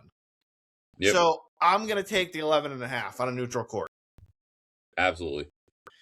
And then we'll end obviously the Saturday slate with the game of the day by far. And I was actually surprised they put this in the 8:45 slot. I thought they'd put it in the 5 o'clock, the 5:15, because I'll give a little knowledge here. I'm sure you guys know, but there's 2 standalone games when you get to these rounds on Saturdays and Sundays. You get the 12:10, you got the 2:45. It's always the same bracket. And then you get the 5:15 game, and the next tip is 6:10. So at halftime of the third game. So you get like 2.5 standalone games. I thought they would put this game in one of the standalones because it's by far the best game of the day. And that's Vandy, Nebraska. Vandy is a 1.5 point favorite. So here's where I'm at. If you asked me 3 days ago, I would have taken Vandy all day long. After Nebraska actually put a hammering on, they look like Nebraska early, and you're giving me 1.5. I gotta go Cornhuskers. Their dominant player is not their leading scorer. They've got multiple people that can beat you. They had a fantastic first round. Now Vanderbilt, great team. And again, 3 days ago, I would have said Vandy all day. After watching Nebraska the other day, I'm going Cornhuskers. Ryan? I'm sticking with Nebraska, man. That's a big high. It's a huge school. They're riding it, man. I mean, you get your first win in school history, you're going to get to round 2. You're not playing a monster. You're not playing a Duke, a Kentucky, UCLA, North Carolina, somebody like that. You know you have a shot in your head, right? And if you got through that first round, you got a really tough emotional high to get through round 3. Everybody that's listening, and that's all 7 of you, do yourselves a favor. Sign into your account. Put a nice big play on Vandy. And here's why. Because when the 3 of us align on a play, it normally loses. Because I'll be husking corn all day. I think Nebraska wins this game. I love Nebraska in this spot. And the fact that we all do yourselves a favor, everybody. Bet Vandy. I appreciate you not taking total shots at us, by the way. I assumed it was like, you idiots. With the boys, I love Nebraska here. I love them in this spot. I think they're playing great basketball. I think, like Jimmy, we've said this. I think they've been doubted all year. And just about every time we've doubted them, they've played above expectations. Yeah. Give me Nebraska on a neutral court. And this is a school where they have and I don't know if this is stupid or not. I've never been to one of these schools and played sports, but they have every team. They're a huge like huge school. So they're comfortable with this pressure. They've seen all these other teams go through this, whatever it is, wrestling or football or whatever it is. So they're comfortable there. I think that gives you a big advantage versus being like, and I'm not getting to wrestling, don't worry. But like you get to wrestling and like some of these schools have like one guy coming. Like they don't have that same confidence when they get to the tournament. And these guys have to have that. Look at that football program. I mean, who knows what kind of revenue that does. That's confidence in itself. And they're playing great. Good for them. I'm very happy. I have no affiliation at all with them. But they won the first time in history in a big-time school. Let's go. So that's Saturday. Sunday, obviously, we're recording during the Friday night game, so we only have 4 of the 8 games, but we'll make our picks. Sunday is the much better slate so far. The first game up, and Jimmy, we'll see if I'm right or wrong. I think they're going to put Kentucky, Iowa State in one of the standalone spots or the 5:15 spot. It's going to be one of those 3 spots. It's going to be 12:15, 2:45, or 5:15 because they'll get a lot of people to the set because Kentucky's got, as you know, one of the most loyal followings in the country. 4.5 to me, like we've already said, this number is a weird number to me because I would have made this number a lot higher. So I'm going to take Kentucky in the points. I'm not going to do it. I think Iowa State's just it's not a knock on Kentucky. I think Iowa State's awesome. We've talked about it many times. I think they win. Right. Can I ask you, not by double digits, by 8. Can I ask you a question? Let me ask you a question, and we'll put it. Maybe I'll make you put it on Twitter for everyone to follow. What we actually do. If we look at the bets at Circa, and they're all over Kentucky, would you sign on a Kentucky play? Yes, if the sharps are all over Kentucky, I'll sign on. All right. Because I feel like that's where we're going. Yeah, if that happens, yes. Anything here, Ryan? Not really. I'm with you guys. I mean, I want Kentucky to win. Really, I've always liked them. So yeah, I'm hoping that they come out on top just straight up. Like, I don't care about the points. I'm a Cats fan. Obviously, I'm going to root for Kentucky. It will literally blow up half my brackets because I have Iowa State in the Final Four and a lot of brackets. But I'll be rooting for Kentucky, as always. All right, Texas Tech and Bama at DraftKings. I don't even know why not just list this as a pick. They have it. They have Alabama -1, 1.5, +110. Just dumb. It's basically -110, -110 in the money line. So it's a pick 'em. Texas Tech, Bama. Jimmy, where are you at this one? Is Toppin going to play? I do not believe so, but that's something we'll have to figure out. If Toppin's not going to play, I'm going to take Bama. If he's playing, Texas Tech. Let me look. Tech all day. If we have any update on Toppin. I think Texas Tech is a really good team. I shit on them earlier in the year because they were losing to all the top seeds they played. Then they came on really strong, and then they faded. No, Toppin's out for the tournament. It's his ACL. He's done. Yeah, give me then. I'm all over Bama too. Yeah, pick them. Give me Bama. By the way, in the UCLA game, they're running one of the players' teeth over to him on the sideline. Yeah, it looks like his tooth got knocked out. They're up 7, 2:40 to go. All right, we're both on Bama there. Next game, we got a bigger spread here, obviously. Arizona laying 11.5 to Utah State. Utah State can score some points. Can they keep it within 11, Jimmy? Yes, they can. Ooh, all right, the 1 seed might get a scare. No. Yeah, Arizona's No, really it's gonna good, roll. and I'm not arguing with them being very good, but they're not infallible, and Utah State's playing very well. The game today was awesome. I like Utah State. I've been on them all year. I think they're a good team.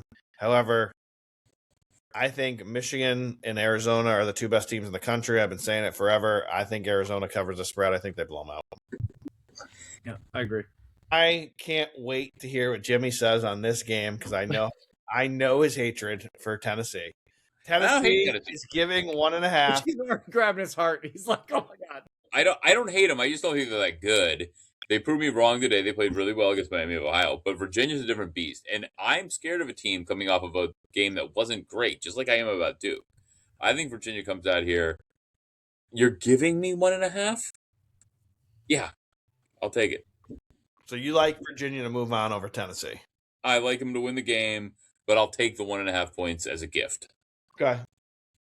Ryan, Tennessee or Virginia? Who was on? An opinion on this one. I don't know either one of those teams real well. As much as my brackets that I put in doesn't want to hear this, I got to use my eyeballs, Jimmy. When I look at the ACC and how they've played in this tournament, and I look at the SEC and how they played in this tournament, the SEC teams are much better. And I think Tennessee's favored for a reason, and I will lay the 1.5 or play the money line depending on what is a better option. And I think Tennessee moves on here, and we got another SEC team in the Sweet 16, and another ACC team goes home. Could be right. Just quite honestly, if you said, and I'll ask this question to both of you, in the round of 32, if you had to say right now, one of the number one seeds is going home, which one seed would it be? Because for me, it's Duke. Yeah. And that's the ACC team. I have to say, it is very weird, like, as a kid of our age, which I love to think I'm a kid anymore, but it's weird to think back, and like ACC was so dominant for so long, and the SEC, man, the last bunch of years, they are really competitive. Now they've changed their group quite a bit, but at the same point, they have a ton of teams. They're getting so many people into this tournament every year. The Big East, I mean, how many teams they get in? A few? Sure. But like that SEC is dominant, man. And ACC back in the day was so big, and it's still sizable, but SEC, just like football, is taking over. I see what you're saying. What's that? I think the best chance to somebody go home is Florida. I think there's a chance Florida loses to Iowa. Over Duke to TCU? I do. I don't think, to be clear, I think they're all moving on. Yeah. But if I had to pick one upset, I'm going to say Florida goes home. Side note, they have this kid from St. John's, which I think he's titled a center, but he's labeled forward. He played mostly center. Zuby Ejiofor. Ejiofor, yeah. Dude, this He's guy's awesome. a monster. He's 14 awesome. points, 11 boards, 4 blocks. But forgetting that, he was just dominating the lane on offensive defense the entire You should have saw what he game. did to your boys in UConn last week. He was a killer? Oh, my God. I didn't watch that game. I'll go watch it. I have it on record, so I'll check it out. He's Ryan, really it good, was man. it was a bloodbath from the opening tip. I knew that part, but I'll tell you, like, the center from UConn, like I talked about, is a big, thick, like, athletic-looking guy. Like, I'm surprised he's dominating. Yeah, I'll absolutely go watch it. That means this kid's just a monster. Yeah, he's very good. And he was there last year. I'm telling you, we watched St. John's a lot last year. Greg and I watched St. John's in Vegas. Yep. And then we watched him through the tournament. Ejiofor has taken a huge step forward this year in his skill set. He played that game like, I know that's a lower seed. He did not give a shit at all. He just was holding the ball, moving around, controlling, getting great position in both sides of the court. Really, really impressive. High-level stuff. He's going to be a top pick for sure. All right. That's what we got for you for this show. That's our picks for the round of 32 so far. We'll post a little more. We'll be back either, I don't know, Sunday or Monday, depending on our schedule. Jimmy, final words. Let's go blue. Michigan has scared me in the first half. They showed who they were in the second half. I'm nervous about St. Louis. Not going to lie. If we get by there, smooth sailing. What do you got for us, Ryan? Listen, I want to say, as much as I love this basketball, because I do love it, I have done a favor for all of you and not talked about wrestling, even though this weekend is the tournament. And I have about 6 hours to go tonight and probably another 5 to go tomorrow to catch up and make sure I watch everything live, because I do not fast forward. Penn State dominating, just if anyone knows, but that's not shocking. But I am a Michigan fan, and I will go back to years ago, and I was so excited to watch Ohio State lose, and I'm very excited to watch Michigan win. So let's. All right, we all like to see Ohio State lose, that's for sure. Let's go Michigan hockey tomorrow night. Hey, great job, way to get us to the round of 32. Let's give Iowa State a game. We'll talk to you either Sunday night or Monday. We'll give you our previews for the Sweet 16 and our picks. Great tournament so far. Let's keep it going. Let's finally get a buzzer beater, Jimmy. Let's see what happens tonight.